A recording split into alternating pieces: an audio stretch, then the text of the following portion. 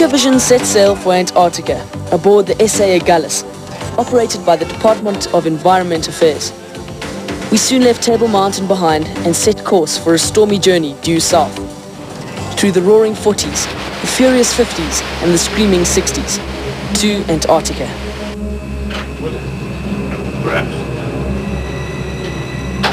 Having travelled half of the 4,000 kilometers, there was a tension on the bridge deck now.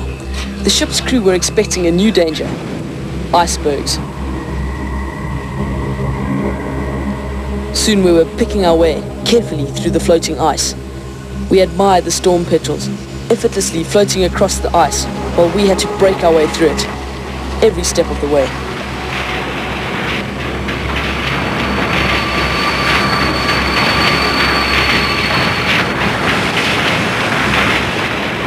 The first sight of some penguins indicated that we must be close now, and soon afterwards the Agulhas ground to a halt.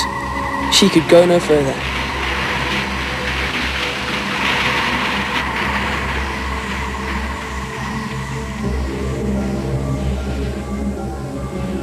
The excitement of new explorations was keenly felt as the first crew members were slowly lowered onto the ice. We landed at a bukta, or little bay, and stepped onto the bay ice itself, which was actually floating on the sea. The strength of the bay ice had to be carefully tested before the heavier vehicles could be driven across it. Breaking through would mean certain disaster.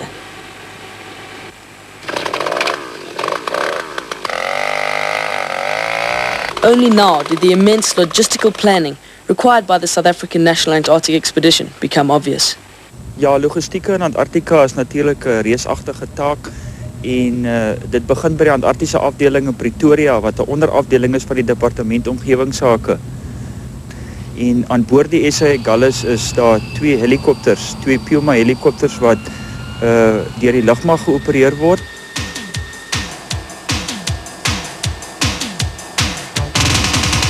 The helicopters were used to scout the conditions ahead. There was a huge wall where the massive sheet of ice covering Antarctica met the sea, 30 meters high. A road had to be bulldozed through this ice wall in order to get the caterpillars down to the ship. They had to start loading supplies for the long, dark winter ahead.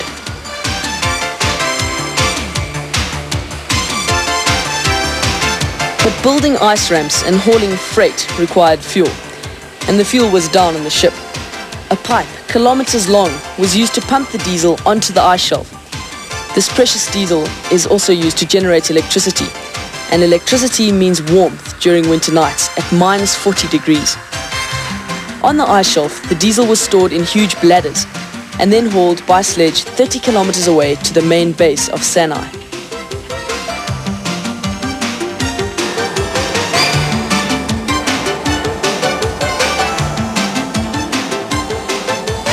Ecovision was flown with a maintenance team to the advanced base, SANAE III. Here the devastating effect of winter storms were very obvious. Wel, dit is nou maar net die een winter wat ek bekwai, by die winde kwai, van die kwaaiste was wat ons gehad het in die afgelope tyd. En hierso lê heel wat werk vir ons voor om die hele basis nou weer, sal ons sê, woonbaar of leefbaar te maak. Die ander groot taak is natuurlijk die onderhoud van die verskillende basisse. Wat is basies 4 groot basisse op Antarctica by ons afdeling, wat deur die Departement Openbare Werke moet onderhou word en al die fasiliteite moet nagesien word met elke oorname ensovoorts. Antarctica will reclaim everything left unattended during winter. With slow certainty, the snow and ice will lock any man-made machinery into frozen hibernation.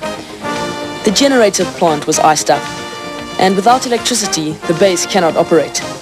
Great effort would be required to break the grip of winter.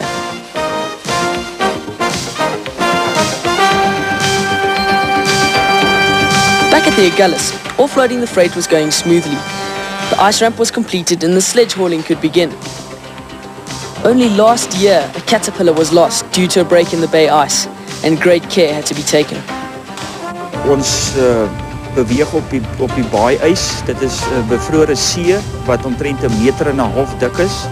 En as jy in aanmerking neem dat so 'n kettingtrekker weeg 20 ton of meer as 20 ton, dan bestaan daar 'n groot risiko altyd dat daai masjien kan deur die ys breek en in die see verdwyn.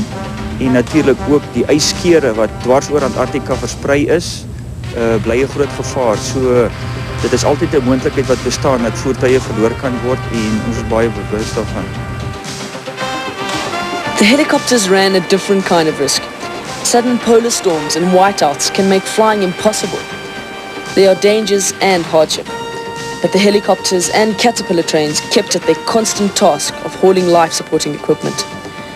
Supplies without which the winter teams, the scientists and the maintenance crews cannot exist. The winter party at Main Base was glad to see the new supplies, but they were really happy to see the new faces. For them it meant the successful completion of a cycle. After the long frozen winter, they are going home. The new team is here to start a new cycle. Their own winter, keeping the SANAE program operating and stemming the encroachment of the frozen ice. For them the challenge is only now starting. They will see the summer's midnight sun and the months of constant night during winter. For 15 months they will be living and working with Main Base as their only life support system.